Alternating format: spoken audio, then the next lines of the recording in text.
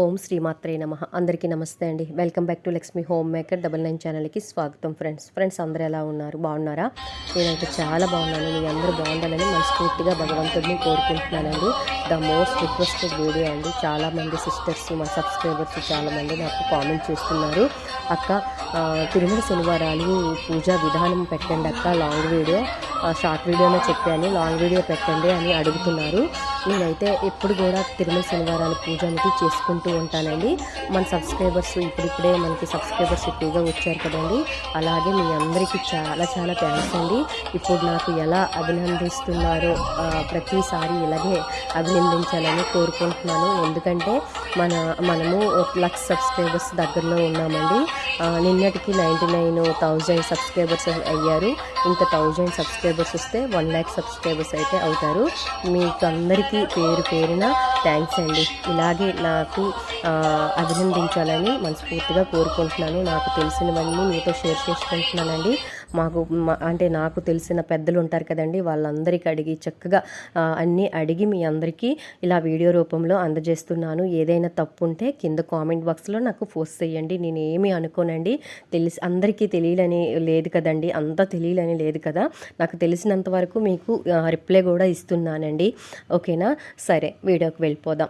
అయితే నేను తిరుమల శనివారాలు పూజ మొదటి రోజు ఎలా చేసుకున్నాను అనేది మనం ఈరోజు తెలుసుకుందాం. ఉదయాన్నే లేచానండి. చాలా ఆరోగ్యం సహకరిస్తే సూర్యోదయానికి ముందే లేచి మనము పూజ చేసుకోవాలి. 6:30, 7 లోపు చేసుకుంటే చాలా మంచిది. ఆరోగ్యం సహకరించకపోతే ఒక 10 లోపు అయితే పూజ చేసుకోండి. నేనైతే 5 ఇలా లేచానండి. ఎర్లీ మార్నింగ్ అయితే లేకపోయాను, ఎందుకంటే మొన్నే ఆరోగ్యం బాగాలేదు కదా అని. ఇంట్లో ఉన్న వాళ్ళందరూ నన్ను తిడుతున్నారు తొందరగా లెగవద్దు అని, అందుకే కొంచెం లేట్గా లేచానండి.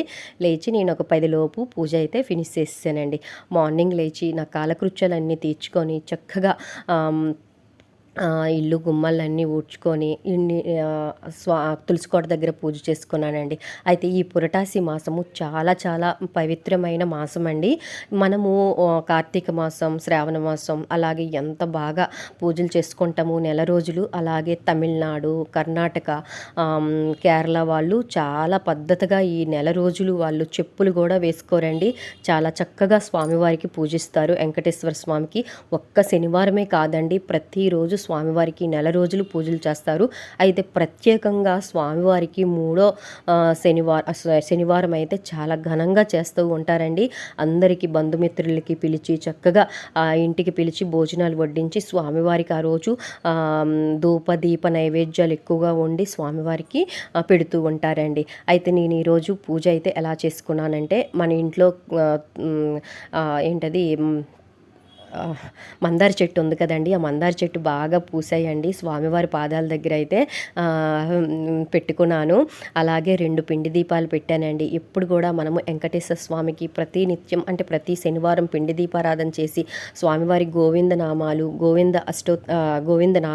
వెంకటేశ్వర అష్టోత్తరాలు, అలాగే గోవింద నామాలతో పాటు అమ్మవారికి కూడా పూజ చేయండి. ఎప్పుడు కూడా ఒక్క అతనికే చేయకండి. అమ్మవారి పూజ చేసేటప్పుడు అయ్యవారికి చేయండి, అయ్యవారికి పూజ చేసేటప్పుడు అమ్మవారికి చేయండి. అమ్మవారికి అష్టోత్తరాలు అయితే చదువుకోండి. లక్ష్మీ అమ్మవారి ఇద్దరికి పూజ చేస్తేనే మనకి మంచి ప్రతిఫలం అయితే వస్తుంది.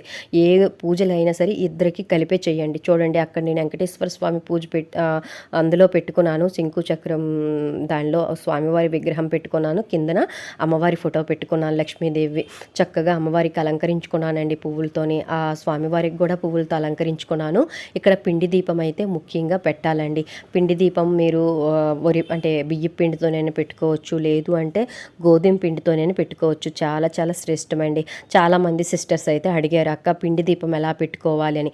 గోధుమ పిండి ఉంటుంది కదండి, గోధుమ పిండి అయినా సరే బియ్య పిండి అయినా సరే చక్కగా మనం మంచిది తీసుకోవాలి. ముక్కుపోయింది, ఇలాంటి స్మెల్ వచ్చినవి చాలామంది బయట నుంచి ప్యాకెట్స్ కొంటూ ఉంటారు, చాలా స్మెల్ వస్తాయండి. అది చేయకండి, ఇంట్లో స్వయంగా మనం తయారు చేసి పెట్టుకోండి. అలాంటివి తీసుకోండి, లేదంటే గోధుమ పిండితో చక్కగా చేసుకోండి. ఆ పిండిలో కొంచెం ఆవు పాలు, వేసుకోవాలి. యాలకుల పొడి, బెల్లం వేసుకోవాలండి. వేసుకొని ఒక ముద్దలాగా చేసి మనము పిండి ముద్ద అనేది తయారు చేయాలి. అంటే ప్రమిదిల్లాగా తయారు చేసి ప్రమిదిల్లో ఈరోజు పురటాసి మాసంలో ఆవు నెయ్యి కంట నువ్వుల నూనెతో దీపారాధన చేయండి. చాలా చాలా శ్రేష్టం, చాలా మంచిది. అయితే ఎవరైనా కష్టాల్లో ఉండేటప్పుడు ఈ పురటాసి మాసంలో స్వామివారికి 4 వారాలు పూజ చేసి ఒక వారం ముడుపు కట్టుకోండి. ఎటువంటి మీకు కష్టం ఉన్నా సరే ముడుపు కట్టుకొని ఆ ముడుపు స్వామివారి దగ్గర ఉంచి ఈ నెలంతా స్వామివారికి పూజ చేయండి. తప్పకుండా కోరిక అనేది నెరవేరుతుందండి. చాలా చాలా మంచి పవర్ఫుల్ నెల అండి ఇది. ఓకేనా. ఇక్కడైతే నేను అష్టోత్తరాలు అయితే స్వామివారివి చదువుకుంటూ గోవిందనామాలు చదువుకుంటూ స్వామివారికి తులసి దళాలతో అయితే పూజ చేసుకున్నాను. ఒక్క తులసి దళం ఇచ్చిన స్వామివారికి ఎంతో పొంగిపోతారండి. నేనైతే ఇక్కడ ఎక్కువగా తులసి అయితే కొనుక్కున్నాను. అష్టోత్తరాలు అయితే స్వామివారికి చేసుకున్నాను. గోవిందనామాలు చేసుకున్నాను. లక్ష్మీ అష్టోత్తరాలు అయితే చేసుకున్నానండి. ఇలా చేసుకున్న తర్వాత ఇక్కడ పూజ కథ ఏమీ లేదండి. స్వామివారికి మనము ఎంతసేపు మనము స్వామివారికి అష్టోత్తరాలు, గోవిందనామాలు, అమ్మవారి అష్టోత్తరాలు ఇవి చదువుకుంటే సరిపోతుందండి. అయితే ప్రసాదం మాత్రం ముఖ్యంగా పానకం, వడపప్పు అయితే కంపల్సరిగా పెట్టాలి. ఆ తర్వాత ఇక్కడ మీరు నైవేద్యాలు వండినవి అన్నమైనా సరే, పప్పు అయినా సరే, ఏవైనా వండుకుంటాం కదండి, అవి కూడా పెట్టుకోవచ్చు. ఇక్కడ నేను ఇంకా వంట చేయలేదు, పూజ చేసుకున్నాను. వంట చేసిన తర్వాత ఈరోజు అంటే ఉల్లి, ఎల్లుల్లి ఏమీ వేయకుండా మనం కార్తీక మాసంలో ఎలా వండుకుంటామో అలా వండింది స్వామివారికి సమర్పిస్తామండి. నేను మధ్యాహ్నం మనం వంట చేసుకుంటాం కదా, స్వామివారి దీపాలు కొండెక్కవండి. కొండెక్కక ముందే నేను స్వామివారికి అంటే మనం వండుకున్న ప్రసాదం అయితే పెట్టి ఆ తర్వాత మనం తినాలి. ఆ తర్వాత ముఖ్యంగా పచ్చకర్పూరంతో అయితే స్వామివారికి హారతి అయితే ఇవ్వాలి ఫ్రెండ్స్. ఓకేనా. నేనైతే ఇక్కడ హారతి ఇచ్చాను. హారతి పాట కూడా స్వామివారిది పాడుకున్నానండి. ఖచ్చితంగా స్వామివారికి ధూపం అంటే చాలా ఇష్టం. సాంబ్రాణి అయితే చక్కగా ఇవ్వండి. ఇల్లు మొత్తం సాంబ్రాణి ఇవ్వండి. తులసి కోటకి. ఆ తర్వాత ముఖ్యంగా చాలామంది అడుగుతున్నారు, అక్క తులసి కోట మాకు గుబురుగా పెరగట్లేదు, ఏం చెయ్యాలి అంటే, దిష్టి కూడా ఉంటుంది. చక్కగా మీరు ప్రతి శుక్రవారం కానీ శనివారం కానీ ఇలా ధూపం వేసుకోండి. నెగిటివ్ ఎనర్జీ ఉంటే పోతుంది.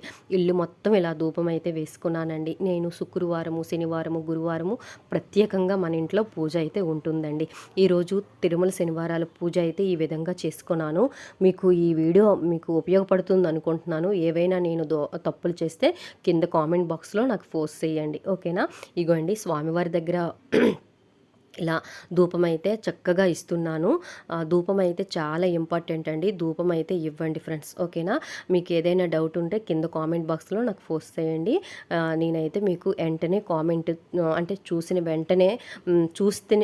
వెంటనే మీకు కామెంట్ అయితే పెడతానండి. ఓకేనా. ఇంకా ఈ వీడియో మీకు నచ్చుతుంది అనుకుంటున్నాను. నచ్చితే లైక్ చేసి షేర్ చేయండి. అలాగే ఖచ్చితంగా మీరు చూసి వెళ్ళిపోవద్దు, లైక్ చేయండి ఫ్రెండ్స్. ఓకేనా. లైక్ చేస్తే ఇంకొంతమందికి యూట్యూబ్ అనేది సజెషన్ ఇస్తుంది. పూజ అంతా అయిపోయిన తర్వాత చక్కగా తలకి సాంబ్రాణి అయితే నేను వేసుకున్నానండి. ఇగోండి వీడియో నచ్చింది అనుకుంటున్నాను.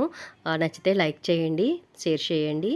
Okay bye. సర్వేజన సుఖనో భవంతు. మళ్ళీ వీడియోలో కలుసుకుందాం.